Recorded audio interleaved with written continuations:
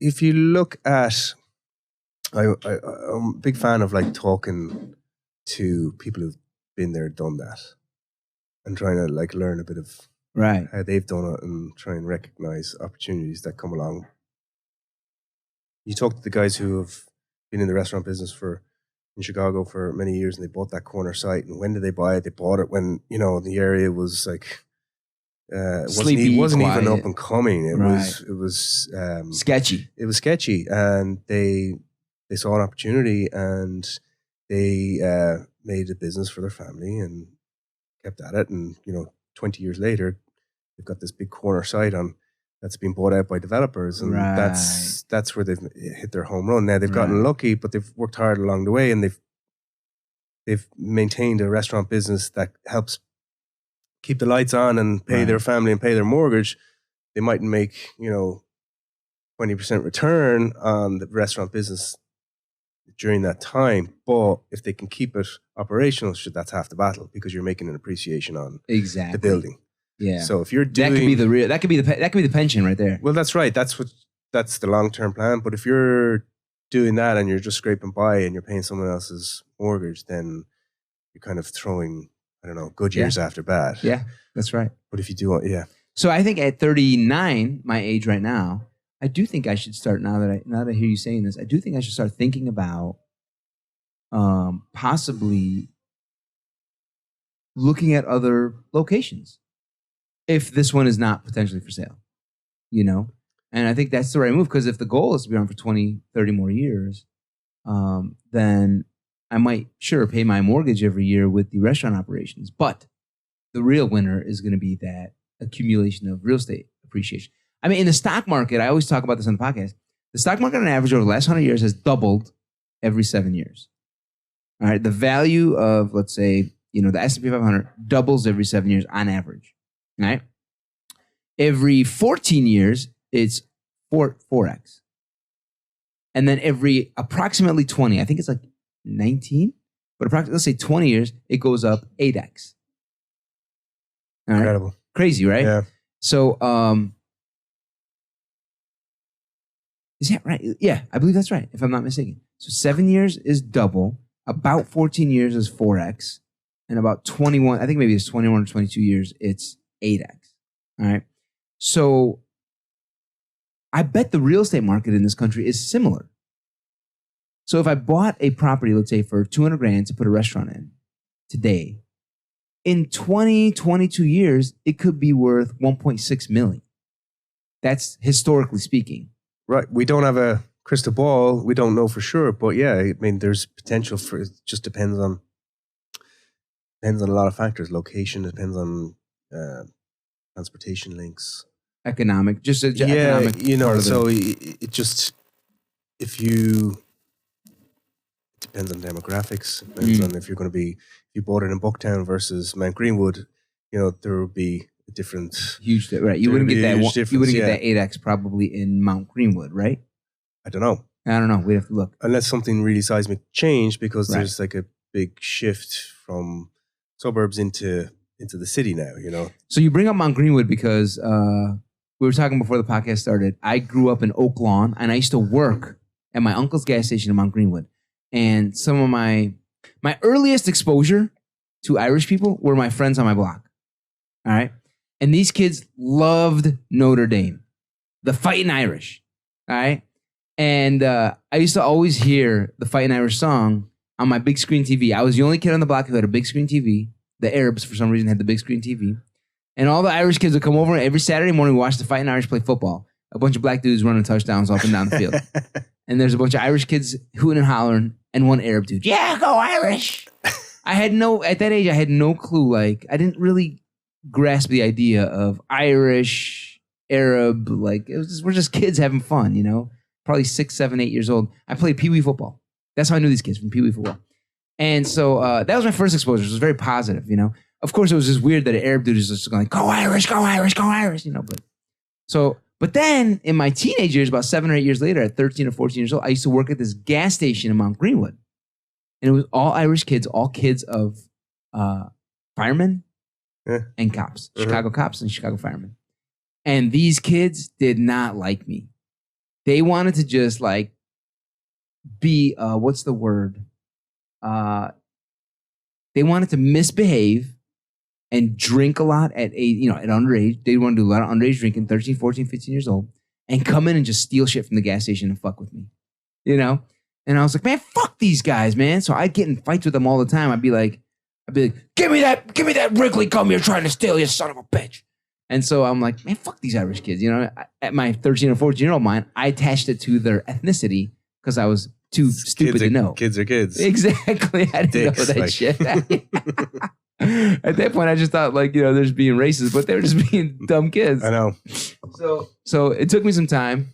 And then I met Diarmid last week. And so for, my hatred of Irish for 30 years is now done because of Diarmid. I'm just kidding. Peacemaker. No, good people, Irish, man. Very good people. So yeah, you bring up Mount Greenwood because I spent so much time working on Mount Greenwood and fighting with Irish kids in Mount Greenwood.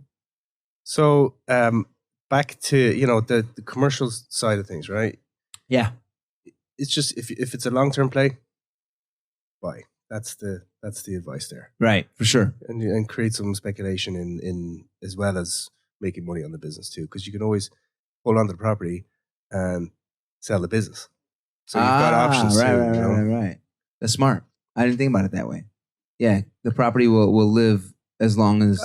There's some guys I go to golfing with down in West Palm. They're all they're retired. They're all like in their 50s and 60s, and I pick their brain on how they did it. And the real estate guys? They're all sorts. Okay. There's one guy who was in auto shops. He had on the East Coast. He started a mechanic shop. Started with one, and then opened up another one, but then bought the real estate along the way. For each one? For each one. Ah. And then he'd buy out other auto shops and then rebrand them and have his name over them. Right. Tony's auto shop, whatever it is. Right. Bought the real estate. But then he ended up selling 22 of them, the businesses only. He kept the real estate. And now they're paying him rent. That's good. All 22. And he made a killing off those 22. Because they bought the package of business. Damn. So that's the play right there, That's what the smart guys do. That's the play right there. Yeah. That's the play right there, is get a nice little solid business going, and then own that real estate and then slowly start to... Because the nice thing is, like, some people do that in private equity. I don't know if you heard about this, but like, I think there was a physical therapy company example. Like, have you heard of ATI, the physical therapy? Is it ATI? ATI? No, Yeah. I think there's some up on the north side. Yeah.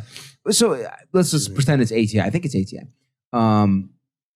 A private equity company, one story I heard, comes in, they kind of do what's called a roll-up. They'll come in and they'll hire a CEO, maybe some guy out of Harvard Business School, right? 31 years old. And they'll say, here's what we want you to do. We want you to go and buy all the ATIs in Chicago, right? And he'll be like, all right, great. They'll buy those. Let's say there's 10 locations. And then they'll say, all right, now go buy all of the second tier physical therapy companies in Chicago. They're all just one-off mom and pop shops, but buy them all. We'll give you the money. It's private equity. They got money. We'll give you the money, buy each one, and now fold those into the first 10 or 20. And now you've got 30 physical therapy shops, but rebrand the mom and pop ones to ATI. Now do the third tier and buy the lower quality, whatever. And now start doing that more broadly. And so the private equity company will buy up all these physical therapy locations, right? Rebrand them all ATI, possibly own the real estate. But now they've got 100 locations of ATI that they accumulated over 24 months and sell that business for $100 million. Incredible. And of course, they didn't pay $100 million to ATI or any of those mom and pop shops. They gave each of them $100,000 or whatever, some small sum. So they took $25 million investment, made it 100, And that's kind of what Tony's Auto Shop is kind of doing, is he's putting his own brand out there 22 times, rolling it up, and he could even sell the 22 to Midas or Just Tires or NTB or whatever. I think a lot of people do that in real estate too. They find a piece of land, they know what you can build on it, value add. They've got some guys in New York or East Coast that is operating a pension fund that wants to buy a 5 cap. They put the package together. 5 cap meaning 5% cap rate. Capitalization rate. And that I think about 5% capitalization rate as like if I was to buy a government bond, a 5% interest rate. Correct. Essentially, after all your expenses. So Perfect. you take your gross income, take off your expenses, then you're left with your net income. And basically, what they're looking for yield, and they have piles of money that they're trying to employ. So instead of them putting the package together, they just go out and pick them off in the Smart. market that's ready to go. And So wait, so what would a real estate guy? Let's say you were gonna do something like that yourself.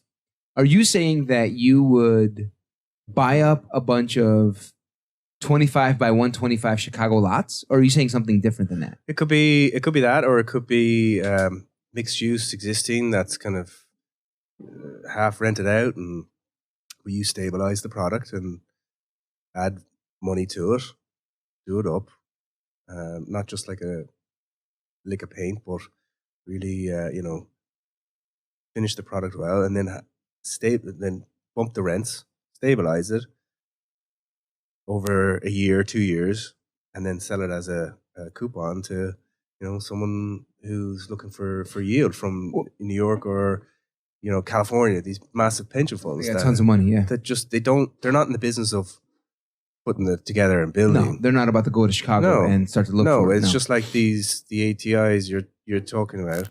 It's just like the end buyer of that is not in the business of knocking on mom and pop shops and No. going, "Can I buy your business?" They just need 100 physical. They don't have therapy time to locations. do that. Right.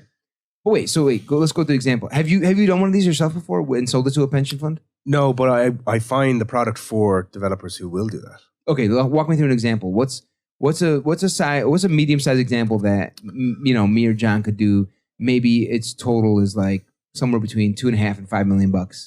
That, or maybe that's even high, $1 to $3 million. Let's say. Well, there's it's a deal that I'm trying to sell to some capital guys right now, and it's in the West Loop, and it's exactly that. The developers went in and they took over a building that was struggling, that needed work, that was half empty. Well, was it a bottom floor retail, commercial, and then units above? How many units above? Like eight to 10 units. Oh, okay. So 8 to 10 units above. So that's probably 4 stories. Yeah. Got a 4-story building, 8 to 10 units above, commercial down below. A developer was gonna grab that. He's done it. He's turned it over. bought it. He's trying to stabilize it right now. Did you sell it to him? He's trying to rent it out. No, they found it themselves. Okay, so they found it themselves. They buy it. Do you know what he paid for it? Is it public information? Or no? It's out there. It is out there, but they they're gonna walk away with a nice chunk of change. Are you able to say, because it's public information, how much they paid? It's they probably paid a couple of $1 million for it, and they put $1 million into it, and they're trying to sell it for $5 million. Okay, so they probably paid a couple million. Yeah. Put $1 million into it at 3 now. They're $3 million in, and they're gonna try and sell it at $5 million. Yeah. Is that a 5%? They're assuming it's like 5% a 5 cap. Yeah. Wow. So, but there's guys out there, there's money guys out there that they're trying to put deals together. They're behind their desk and making their connections. That they're not out in the streets finding these deals, and they're willing to pay for that. Okay, so here's my question to you: could you do something like that? Yeah. Could I do something like that? Yeah. Why don't we do that and make $2 million? Would it consume your entire career, and you'd have to hit pause on your? We could do it. Really? Well, we can do it. You just got to find the right deal. There's deals out there. It's just you've got to find the right ones. But also, it takes. I mean, isn't it a full-time job to put in that $1 million, get that loan, and then hire the right contractors, make sure they do a good job, and then find the buyer who's going to pay you $5 million? Would that consume me and you? Well, you can have contacts that can help you find it as well. Then, like other real estate people that can bring you a deal, so you can have other people working for you, finding you the deal. But the thing with that is, like, the unwritten rule is, like, if an agent finds you a deal, You got to pay him. well, that, or they get the sale on the back end. Meaning, Like the $5 million transaction. Yeah, they'll get the 2% or the 5%, whatever it is, fair. whatever. So that's their carrot that they get for because a lot of like guys like myself, we spend a lot of time knocking on doors and calling people, having relationships with owners for 2 to 3 years and nothing might happen. But year 4, they turn around and say they're ready to sell. That's when you get it. So there's a lot of spinning plates, like Yeah. and staying in front of people and staying relevant. Yes. Like yourself with the restaurant business, you got to stay in front of people. Absolutely. And then when it's their time, They'll come. they'll come. That's exactly right. That's learning that the hard way, brother.